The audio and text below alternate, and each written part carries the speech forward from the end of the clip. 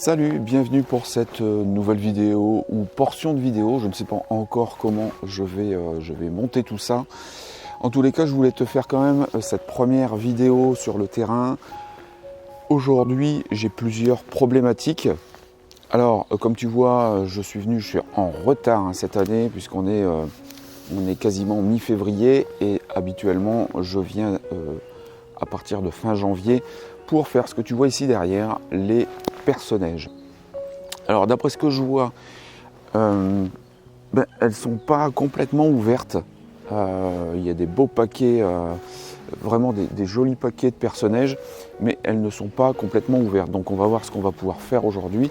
On va essayer d'en trouver quelques-unes qui soient un petit peu ouvertes et on va essayer d'assurer le coup avec quelques images standard, et puis on va essayer d'être un petit peu créatif. Donc je vais passer environ une heure et demie ici sur le terrain, et puis écoute, je te montrerai un petit peu ce que j'ai réussi à faire. Je vais t'expliquer un petit peu le cheminement de mes images. Alors la problématique que j'ai aujourd'hui, c'est que j'ai changé de téléphone. Je ne sais pas encore ce qu'il vaut sur le terrain. Pour l'instant, en intérieur, c'est pas terrible parce que c'est extrêmement lissé, et lorsque j'exporte en fait les vidéos avec le logiciel, ça me donne des choses qui sont vraiment pas très jolies. Donc je suis en train d'essayer de voir comment je peux régler le problème. Est-ce que j'ai un réglage à faire sur le téléphone ou en exportation sur mon logiciel? Toujours est-il que là aujourd'hui, c'est la première vidéo que je fais en extérieur. Donc je vais voir ce qu'il a dans le ventre, si la vidéo passe correctement et si ça donne un beau rendu. Le souci, c'est que je n'ai plus le logiciel, l'application à mettre sur le téléphone de DJI, parce que là en fait mon téléphone est sur l'Osmo Mobile 2, donc il est assez vieux. Et donc il va falloir que je contacte DJI pour essayer de récupérer en fait ce logiciel, parce que pour l'instant je n'ai pas réussi à trouver l'application correspondant à mon stabilisateur de téléphone. Donc je suis obligé de mettre le stab sur un trépied, et donc je ne peux plus marcher en me filmant parce que en fait le stabilisateur tourne continuellement et c'est juste pas possible. Donc ça sera du statique, c'est pas grave, ça va pas empêcher que je t'explique comment je réalise mes images de petites fleurs. Alors ce matin, je me suis habillé de manière à ne pas avoir d'eau qui rentre sur moi, parce qu'on est vraiment très humide ici sur le terrain. On a encore eu cette semaine beaucoup d'eau. Ça n'arrête pas depuis la fin 2023, et donc j'ai mis ce qu'il fallait pour ne pas être mouillé et de pouvoir m'allonger en fait par terre. Donc ici on va regarder un petit peu ce qu'on peut faire avec les amas de fleurs. On va essayer de trouver des petits sujets qu'on va pouvoir mettre en lumière, qu'on va pouvoir isoler. Donc tu vois que sur les gros groupes ça va être un petit peu compliqué. On fera d'autres choses. Mais par contre à côté on a quand même des fleurs qui sont séparées, qui sont par 2, par 3, donc on va voir ce qu'on peut faire. Donc on va ici sur le terrain et puis je te montre ce qu'on va faire. Alors je viens de trouver une fleur qui est belle, qui est ouverte, et donc là je vais juste assurer en fait quelques images. Peut-être que je prendrai aussi un autre sujet qui est moins ouvert pour avoir quand même des images qui soient publiable. Et puis après je vais entamer, je vais essayer des images un petit peu plus créatives. Alors ici pour le sujet qui se trouve juste là, qu'est-ce que j'ai fait? Je suis venu, alors j'ai fait un test d'abord pour voir un petit peu sur l'arrière-plan. Alors c'est plutôt encombré, mais en fait le fait d'être à ras du sol, je vais avoir les arbres qui sont derrière, et donc je vais avoir un bokeh qui va être plutôt sympathique. Ce que j'ai fait, c'est que je suis venu remettre des feuilles juste devant la fleur pour provoquer un flou d'avant-plan et d'avoir quelque chose de joli, parce que si je n'avais pas mis en fait les feuilles, j'aurais vu beaucoup trop de choses à l'avant-plan et ça n'aurait pas mis en fait la fleur en valeur. Donc là ici, je vais tester et puis je te montre un petit peu ce que ça donne.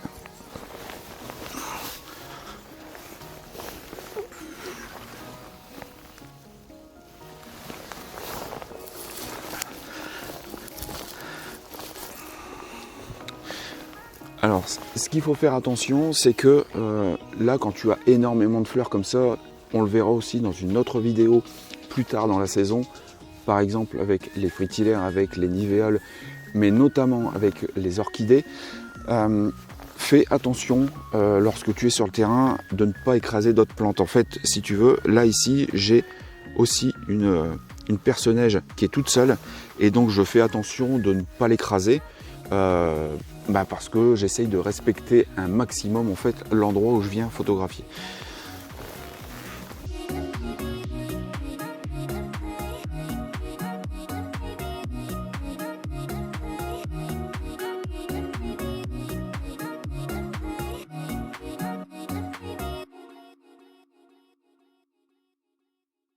Alors voilà, j'ai fait quelques images. Je n'hésite pas à faire des petites séries de 3, 4 à 5 images en reprenant en fait à chaque fois les mises au point sur la fleur pour être sûr que j'ai quelque chose de net sur mes images. Alors ici pour le démarrage, donc j'ouvre en général toujours à F4 parce que ça me donne une marge de manœuvre un peu plus importante qu'en étant ouvert à fond. Et puis là ici de toute manière je n'ai pas assez de distance, donc je ne pourrais pas être à 2,8. Là au grand maximum j'étais à 3,2. Parce que en fait un objectif macro compense par rapport à la distance avec le sujet, et donc il referme un petit peu le diaphragme. Donc, tu vois ici j'ai la fleur, j'ai eu mes feuilles à l'avant-plan, voilà ce que ça donne, et du coup après là c'est pareil, voilà, celle-là est pas vilaine. Après j'en ai reprise un petit peu. Voilà, donc ça c'est vraiment pour moi assurer le coup sur les images.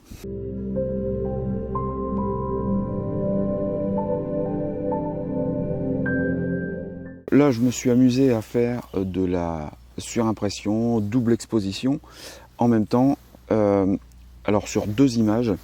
Alors j'ai tenté quelque chose avec 4 images, donc là c'était en surimpression pour voir un petit peu ce que ça donnait, et du coup j'ai pris des fleurs à moitié ouvertes sur le dessus. Alors j'en ai pris plusieurs en fait pour qu'elles soient concentrées au milieu, donc je verrai sur l'ordinateur ce que ça va pouvoir donner.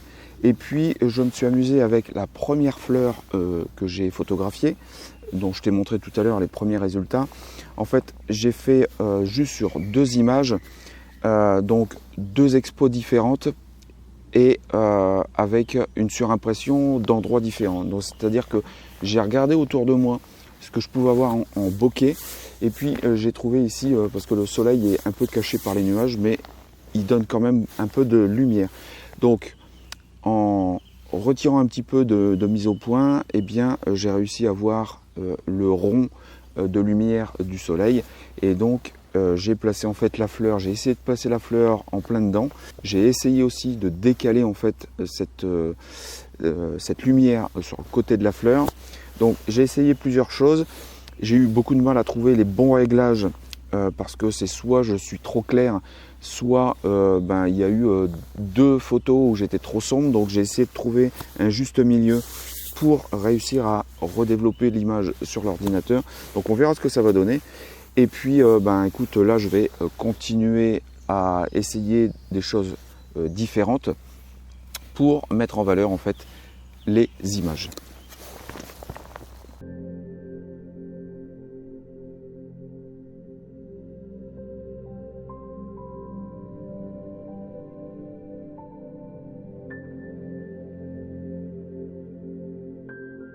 Alors sur les dernières séries d'images en surimpression, je me suis planté, je pense que c'est raté. Donc il faudra que je retravaille là-dessus, plus en profondeur. Là je dois quitter le lieu, je dois rentrer chez moi. Donc je vais regarder un petit peu ce qu'il en est sur l'ordinateur. Et puis j'espère que je pourrai te passer quelques images des personnages, et il faudra que je revienne. Alors, je ne sais pas si je pourrai revenir la semaine prochaine parce que le week-end prochain, je ne serai pas là, je ne serai pas chez moi.